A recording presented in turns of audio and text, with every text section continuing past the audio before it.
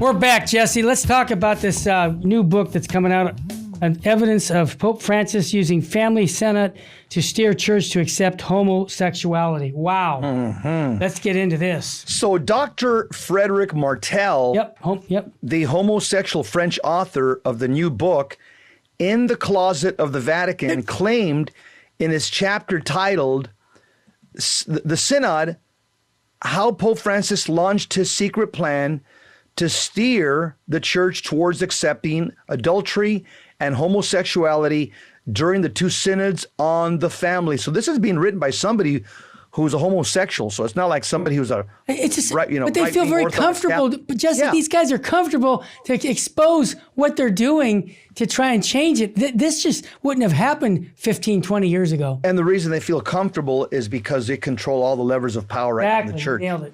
Dr. Martel highlighted the crucial role in the synods of Cardinal Walter Kasper, whom he numbers among the most openly and gay-friendly cardinals. Cardinal Lorenzo Baldessari is being quoted as saying about the driving force behind the synods that our line was essentially Kasper's. Wow.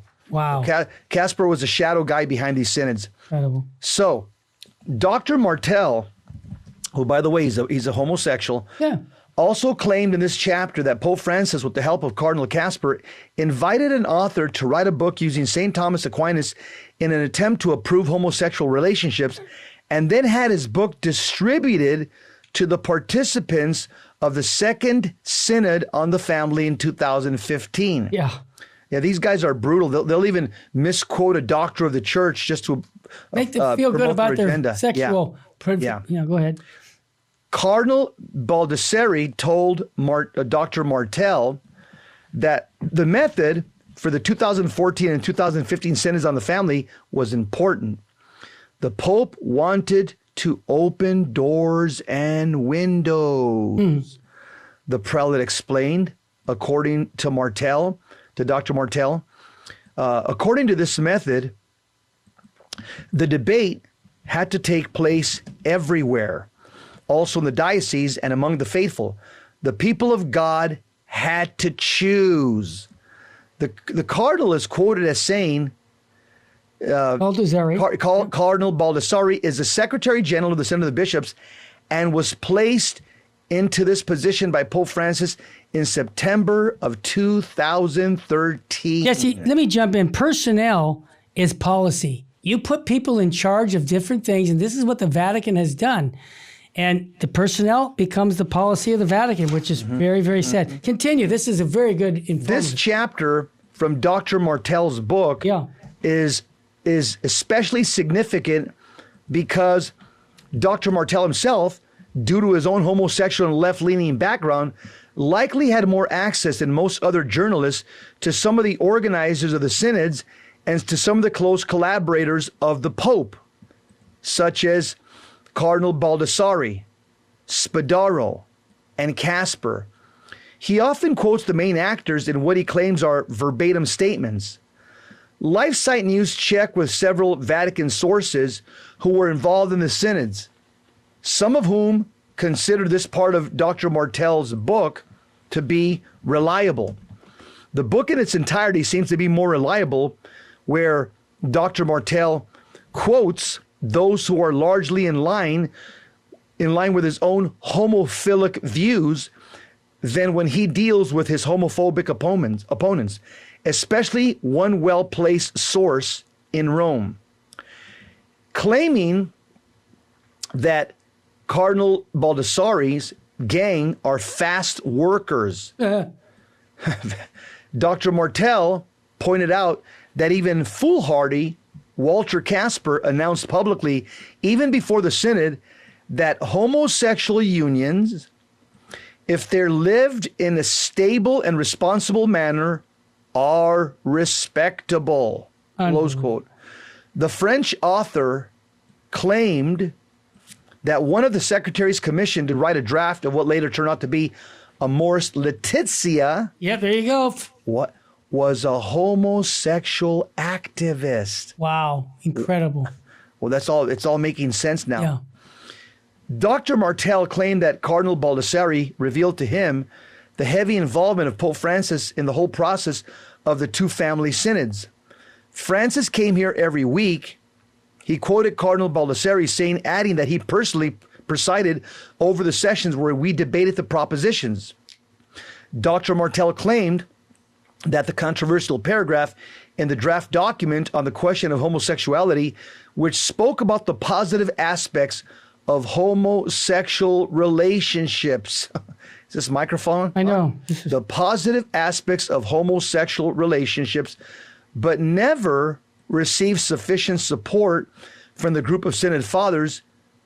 It was deliberately added by Team Francis. Wow. Again, even though even though it did not receive sufficient support from the Synod fathers. At another place in this chapter, Dr. Martel stressed Kasper's role during the two synods and called him the brains of the synod. He also stated, the fact remains that the preparatory text of the synod, following the Kasper line, and suggested a loosening of the church's position on sacraments for divorcees and homosexuality. Wow. Yeah, lowering of the bar, that does anything except drive people out of the church. Yeah. Go ahead. The Vatican was now willing, Dr. Martel continued, to acknowledge the qualities of young people living together, remarried divorcees, and homosexual civil partnerships. These were the three main aspects of the reform agenda and the Francis Revolution. But check this out, Jesse. Pope Francis faced a lot of opposition within the Catholic Church's hierarchy, and guys like us, among them being Cardinal Raymond Burke, Cardinal Mueller, Cardinal Cafaro, who had earlier written together with other experts a book called, and I remember this, Remaining in the Truth of Christ. Interestingly, Martel claimed that Baldessari had the pamphlet sized before it could be delivered to the participants of the 2014 Synod on the Family. Much of what he's saying, Jesse, I'd already read all this in other sources. But this guy's putting it all together. Yeah, he's putting the story together. Yeah, and we need to know this. Continue. The first Synod on the Family in 2014 was a battle. Yeah, sure was. Wrote Dr. Martel.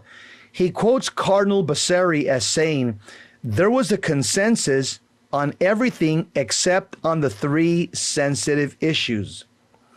3 paragraphs had been rejected by the Synod fathers in the end, and the Pope didn't get his quorum, added Dr. Martel. Yeah. Francis' revolutionary project on the family and homosexuality was defeated. I remember that. The Pope was annoyed Yep. to have been blocked by the conservative cardinals of the Curia. Yep. Francis, who was being described by sources as hard-headed, vindictive, and authoritarian, Yep. told his collaborators he would fight and launch a counter-initiative, claims Dr. Martel.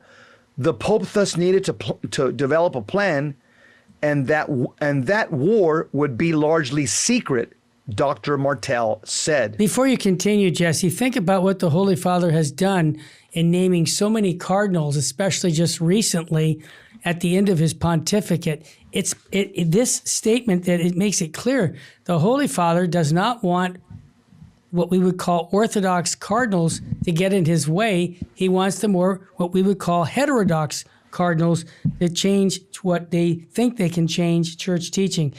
You know, after speaking, he says, with with some of the collaborators, as well as with many cardinals, bishops, and nuncios, Martel claimed to be able to retrace Pope Francis's secret plan for the Second Synod on the Family in 2015. There were 3 main mechanisms then at the Pope's disposal. According to Martel, first, the Pope could encourage a more modern debate around the world by means of a move of the episcopates and the Catholic public opinion that was entrusted to Baldessari and his team. Second, he could sanction the cardinals who had humiliated him. Yep. And third, the Pope could change the composition of the College of Cardinals, which he's doing right now over the long term. He did all 3. He did all 3. Yes. Yeah. Continue, Jess. Sly and cunning, wrote Dr. Martel, Pope Francis would go on the offensive using these 3 techniques simultaneously with extraordinary speed, and his opponents would say extraordinary vehemence. Yeah, he's a bully, okay? That's how I see it. That's a simple blue-collar way of saying it. Yeah. As the author further described it, a real war machine was set in motion. Using the nuncios, the allies, and friendly cardinals, everyone was mobilized. Traveling to many countries, the French author was able to follow this offensive in many countries. For example, there was a papal confidant, Archbishop Victor Emmanuel Fernandez from Argentina. We know who he is now. Who had publicly announced that Pope Francis was aiming at irreversible reforms, and he then publicly rebuked Cardinal Mueller back in 2015. In Uruguay, Archbishop Daniel Stula stuck his neck out just as suddenly, expressing his opinion on the question of homosexuals. He would even go on to make a public contribution to the gay question in the Synod.